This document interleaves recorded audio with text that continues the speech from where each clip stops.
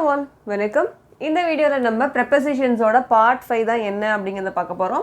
இதுக்கு முன்னாடி நீங்க part 1, part 2, part 3, part 4 லாம் பார்க்கல அப்படினா அந்த வீடியோஸ்லாம் மறக்காம பாருங்க. ஏன் அப்படினா ஒரு வீடியோலயுமே ஒரு டாபிக்கை எடுத்து அதுல என்னென்ன வேர்ட்ஸ்லாம் வரும், அதுக்கான சென்டென்ஸ் எக்ஸாம்பிள்ஸ்லாம் என்னென்ன அப்படின்றத டீடைலா சொல்லியிருப்பேன். ஃபார் எக்ஸாம்பிள் part 1ல வீடியோல பாத்தீங்கன்னா place and position பத்தி சொல்லியிருப்பேன். place position அதாவது ஒரு ஆப்ஜெக்ட் எடுத்துக்கிட்டீங்க அப்படின்னா அது என்ன பிளேஸில் இருக்குது ஆர் என்ன பொசிஷனில் இருக்குது. ஃபார் எக்ஸாம்பிள் ஆன், ஒரு கேட் வந்து ஒரு டேபிள் மேலே இருக்குது அப்படின்ற மாதிரி அந்த கேட்டோட பொசிஷனையோ அந்த கேட்டோட பிளேஸையோ நம்ம டிஸ்கிரைப் பண்ணுற மாதிரி இருக்கக்கூடிய வேர்ட்ஸ் எல்லாம் நம்ம பார்ட் 1 வீடியோவில் பார்த்துருப்போம். செகண்ட் வீடியோவில் டைம் பேஸ்ட் ப்ரெப்பசிஷன்ஸ் பார்த்துருப்போம்.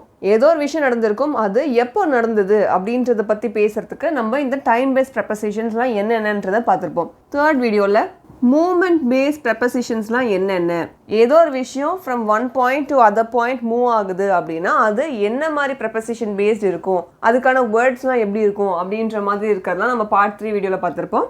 அண்ட் பார்ட் 4 காஸ், பர்பஸ் இதெல்லாம் பற்றி பார்ட் 4ல பார்த்துருப்போம். ஏதோ ஒரு விஷயம் நடக்குது, அது எதனால் நடக்குது அப்படின்றதுக்கான ப்ரெப்பசிஷன்ஸ்லாம் இந்த பார்ட் 4 வீடியோவில் பார்த்துருப்போம். இந்த பார்ட் 5 வீடியோவில் கம்பேரிசன் பேஸ்ட் ப்ரெப்பசிஷன்ஸ் தான் என்னென்ன, இதில் என்ன வரும், இதுக்கான சென்டென்ஸ் எக்ஸாம்பிள்ஸ்லாம் என்ன அப்படின்றத இந்த பார்ட் 5 வீடியோவில் பார்க்க போகிறோம். So first preposition. ஃபர்ஸ்ட் வந்து நம்ம லைக் அப்படின்ற ஒரு ப்ரெப்பசிஷன் பார்த்துடலாம். இது வந்து எப்படின்னா இட் டினோட்ஸ் சிமிலர் டு, ஏதோ ஒரு விஷயத்துக்கு ஈக்குவலாக இந்த விஷயமும் இருக்குது அப்படின்றதுக்கு நம்ம இந்த லைக் அப்படின்ற ஒன்று யூஸ் பண்ணுவோம். For example, she danced like a bro. ஒரு ப்ரொஃபஷ்னல் மாதிரி அந்த பொண்ணு வந்து டான்ஸ் ஆடினாங்க. ஸோ ப்ரொஃபஷ்னல் மாதிரி, ஸோ ஏதோ ஒரு விஷயம் இருக்கு, அந்த விஷயத்து மாதிரியே இந்த பொண்ணு பண்ணுறாங்க அப்படின்றதுக்கு இந்த லைக் அப்படின்ற ஒரு ப்ரெப்பசிஷன் யூஸ் பண்ணுறோம். ஸோ இந்த பொண்ணோட டான்ஸையும் ப்ரொஃபஷ்னல் டான்ஸரையும் அவங்க கம்பேர் பண்ணுறாங்க. அதனால தான் இந்த லைக் அப்படின்றது கம்பேரிசன் பேஸ்ட் ப்ரெப்பசிஷனுக்குள்ளே வந்திருக்கு. அடுத்தது, ஸோ லைக் பார்த்த மாதிரி அன்லைக் அப்படின்றது டிஃப்ரென்ஸ். ஸோ இது எப்படி இதுவும் சேமாக இருக்குது அப்படின்னு சொல்கிறோமோ, இப்போ அன்லைக் அப்படின்றது டிஃப்ரெண்ட்டாக இருக்குது, சேமாக இல்லை, இதோட ஆப்போசிட் தான் இந்த அன்லைக் அப்படின்றது. ஸோ இதை நம்ம என்ன சொல்லுவோம், டிஃப்ரெண்ட் ஃப்ரம் அப்படின்னு சொல்லுவோம். இதுக்கான example, unlike his brother he is very quiet. Unlike his brother, he is very quiet. So அவங்க பிரதர் மாதிரி இல்லாமல் இந்த பர்டிகுலர் பர்சன் ரொம்ப குவாய்ட்டான பர்சன் அப்படின்ற மாதிரி சொல்கிறாங்க. இங்கே வந்து இந்த பிரதரையும் இந்த பர்டிகுலர் பர்சனையும் கம்பேர் பண்ணி யார் வந்து குவாய்ட்டாக இருக்காங்க அப்படின்றது கம்பேரிசன் பேஸ்ட் ப்ரெப்பசிஷன் வச்சு நம்ம இந்த சென்டென்ஸை டிஸ்கிரைப் பண்ணியிருக்கோம். ஸோ அதனால தான் இந்த அன்லைக் அப்படின்றது. ஸோ டிஃப்ரெண்ட் ஃப்ரம் அப்படின்றதுக்கான மீனிங். அடுத்த ப்ரெப்பசிஷன், அடுத்தது ஆஸ். ஆஸ் அப்படின்றதும் கம்பேரிசன் டேர்ம் தான். இன் த சேம் வே அப்படின்றத ரெப்ரசன்ட் பண்ணுறதுக்கு. For example, she works as a teacher. So இதை வந்து she works as a teacher அப்படின்றத டீச்சராக அவங்க ஒர்க் பண்ணுறாங்க அப்படின்ற மாதிரி இருக்கும். He works as a doctor அப்படின்ற மாதிரியே சொல்லலாம். ஸோ இந்த ஆஸ் அப்படின்றதும் கம்பேரிசனோட அடுத்த ப்ரெப்பசிஷன். அடுத்தது தேன் அப்படின்றத, ஸோ ரெண்டு விஷயத்தை கம்பேர் பண்ணுறதுக்கு நம்ம தேன் யூஸ் பண்ணுவோம். இதை நம்ம டைரெக்டாக எக்ஸாம்பிள் பேஸ்ட் பார்த்துடலாம். He is taller than his father.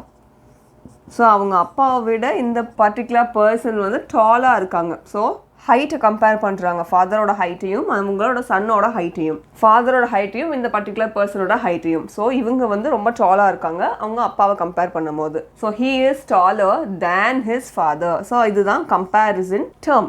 அடுத்தது, இன்ஸ்டெட் ஆஃப் அப்படின்னா ரெண்டு விஷயம் இருக்குது நம்ம சூஸ் பண்ணுறதுக்கு, ஒன்றை விட்டுட்டு இன்னொன்று வந்து சூஸ் பண்ணுறதுக்கு நம்ம இன்ஸ்டெட் ஆஃப் அப்படின்ற மாதிரி சொல்லலாம். For example, he chose coffee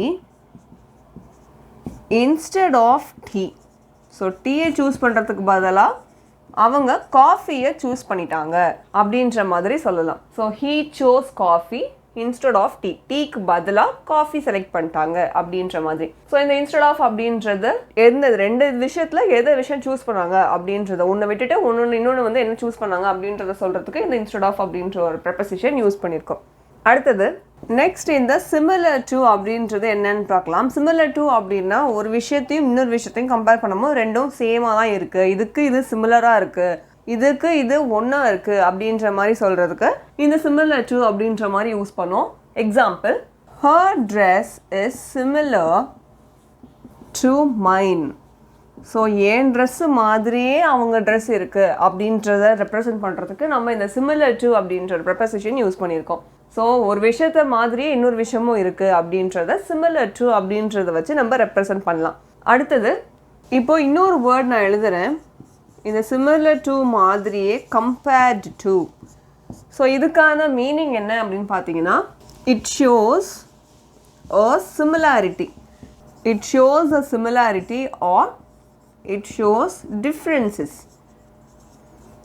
so இப்போ சிமிலாரிட்டி அப்படின்னா இந்த என்னோட ட்ரெஸ் மாதிரியே தான் இவங்களோட ட்ரெஸ்ஸும் இருக்குது அப்படின்ற சொல்கிறது சிமிலர் டு அப்படின்னு நம்ம சொல்கிறோம். ஸோ அதே சிமிலாரிட்டியை ரெப்ரசென்ட் பண்ணுறதுக்கும் நம்ம கம்பேர் டு யூஸ் பண்ணலாம். அப்படி இல்லைன்னா டிஃப்ரென்ஸ் காட்டுறதுக்கும் நம்ம இந்த கம்பேர் டு யூஸ் பண்ணலாம். ஸோ இந்த கம்பேர் டு அப்படின்ற ஒரு ப்ரெப்போசிஷனை வச்சு நீங்கள் ஒரு சென்டென்ஸ் ஃப்ரேம் பண்ணி அது எங்களுக்கு காமெண்ட்டில் சொல்லுங்கள். சப்போஸ் இந்த கம்பேர் டு வச்சு உங்களுக்கு ஏதாவது ஒரு வீடியோ வேணும் அப்படின்னு நினச்சிங்கன்னா அதையும் எங்ககிட்ட சொல்லுங்கள். நெக்ஸ்ட் வீடியோவில் கம்பேர் டு வச்சு ஒரு சென்டென்ஸ் பார்க்கலாம்.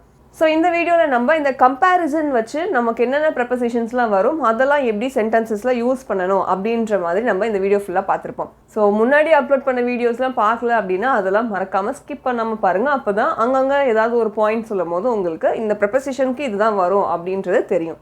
ஸோ முன்னாடி சொன்ன ப்ரெப்போசிஷன்ஸ்லாம் அடிக்கடி ப்ராக்டிஸ் பண்ணி பாருங்கள், சென்டென்சஸ்லாம் யூஸ் பண்ணி பாருங்கள். இல்லை நீங்கள் ஏதாவது ஒரு பேப்பர் படிக்கிறீங்க, ஏதாவது ஒரு சென்டென்ஸ் வந்து நீங்கள் இங்கிலீஷில் பார்க்குறீங்க ஆர் இங்கிலீஷில் பேச ட்ரை பண்ணுறீங்க அப்படின்னா அதுலலாம் இந்த டிஃப்ரெண்ட் ப்ரெப்போசிஷன்ஸை யூஸ் பண்ணி பேசுறதுக்கு ட்ரை பண்ணுங்கள். ஏதாவது ஒரு இங்கிலீஷ் வேர்ட் பார்க்குறீங்க ஆர் சென்டென்ஸ் பார்க்குறீங்க, நியூஸ் பார்க்குறீங்க, இல்லைனா பேப்பர் படிக்கிறீங்க அப்படின்னா அதில் வரக்கூடிய சென்டென்சஸ்லாம் ப்ரெப்போசிஷன்ஸ் ஏதாவது இருக்கா, இல்லை ஒரு வேர்டும் என்ன கேட்டகரிக்குள்ளே வரும் அப்படின்ற மாதிரி கண்டுபிடிக்க ட்ரை பண்ணுங்கள். அந்த கேட்டகரி நம்ம கண்டுபிடிச்சிட்டோம் அப்படின்னா அந்த வேர்ட் நமக்கு என்றைக்குமே மறக்காது அண்ட் அதோட மீனிங்கும் நமக்கு என்றைக்குமே மறக்காது. ஸோ வேறு ஏதாவது உங்களுக்கு டாப்பிக்கில் வீடியோ வேணும்னு நினச்சா அதையும் எங்ககிட்ட காமெண்ட்டில் சொல்லலாம். ஸோ நெக்ஸ்ட் வீடியோவில் நெக்ஸ்ட் டாபிக் அப்படிங்கிறத பார்க்கலாம். Thank you so much.